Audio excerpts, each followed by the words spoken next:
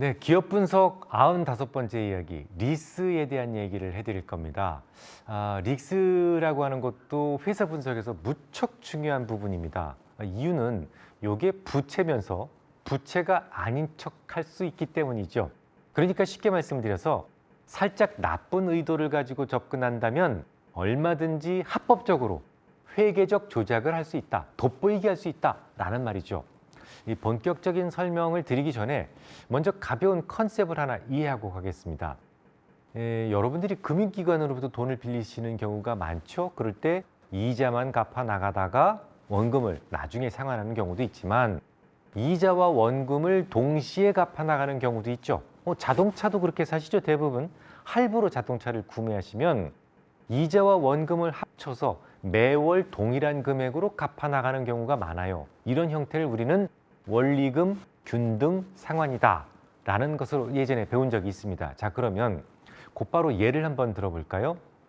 어떤 회사가 기계 장비를 구입하기 위해서 100만 원을 은행으로부터 연리 10%의 이자로 3년간 빌리기로 했습니다. 조건은 원리금 균등 상환이었어요. 그러면 자, 100만 원 빌렸는데 1년마다 얼마씩 갚아야 될까요? 균등 상환이니까 분명히 똑같은 돈일 거고, 금융을 공부한다는 사람이 화폐 시간가치 TVM 요걸 모른다는 것은 아라비카를 모르고 커피숍을 한다는 것과 같죠.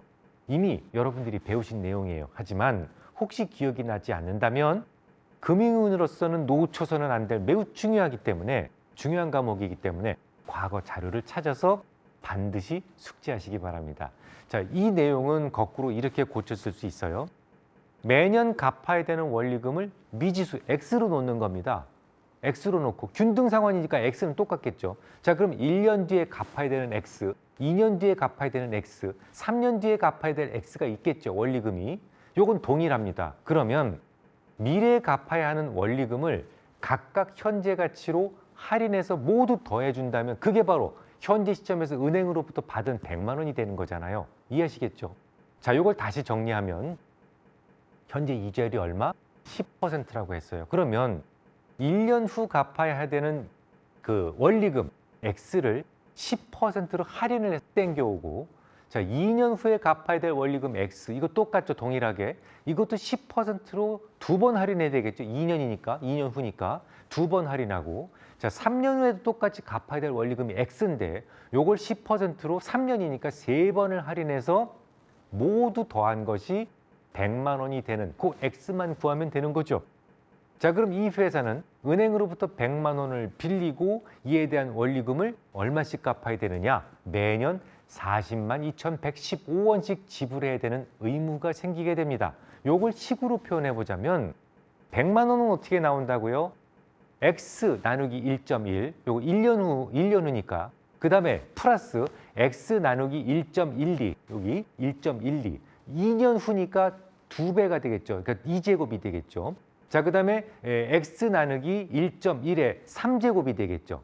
그러니까 1.1의 1제곱, 1.1의 2제곱, 1.1의 3제곱 이렇게 표시할 수가 있습니다. X는 여기서 그럼 답이 40만 2,115원이 나오게 되는 거예요. 물론 이것을 모두 계산할 필요는 없어요.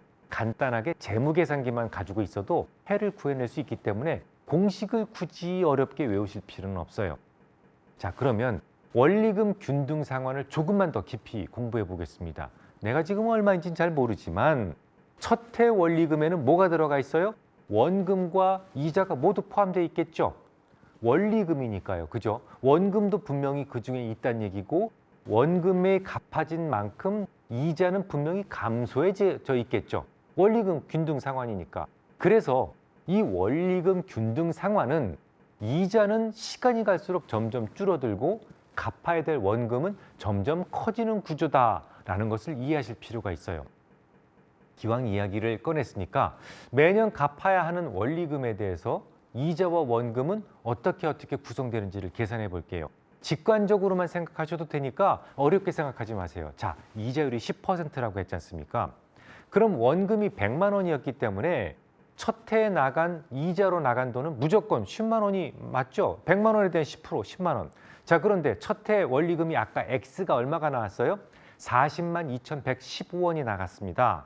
그러면 이 돈에서 이자 10만 원을 뺀 게 원금이게 됐죠. 그게 원금이 되겠죠. 그럼 얼마가 되겠습니까? 30만 2,115원이 원금이 되는 거예요. 쉽게 말해서 100만 원을 빌렸고 첫 해에 원금은 얼마 갚은 거야? 30만 2,115원을 갚은 거고 이자는 10만 원을 낸 겁니다. 그죠? 그러면 잔액은 얼마가 남을까요? 69만 7,885원이 남았겠죠? 그럼 69만 7,885원에 대한 10% 이자가 얼마입니까? 두 번째 낼 때, 두 번째 현금이 나갈 때 이자 부분은 거기에 대한 10%, 6만 9,789원이 되겠죠. 첫 해는 10만 원이었지만 원금을 갚았으니까 이자가 줄어들었어요. 원리금 균등 상환액이 40만 2,115원이잖아요. 그중에서 이자 부분만 빼면 얼마가 남아요? 이 두 번째 해에는 33만 2,326원만큼의 원금이 갚아지게 되는 겁니다. 은행에. 분명히 첫째 해에 비해서 이자 부분은 10만 원에서 6만 원대로 뚝 떨어졌고 원금 부분은 오히려 더 많아졌어요. 요거를 이해를 하셔야 됩니다. 자, 그럼 마지막 해로 가보죠. 원금이 이제 또다시 33만 2,326원이 갚아졌기 때문에 남은 원금 얼마 남았어요? 36만 5,559원이 남아 있습니다.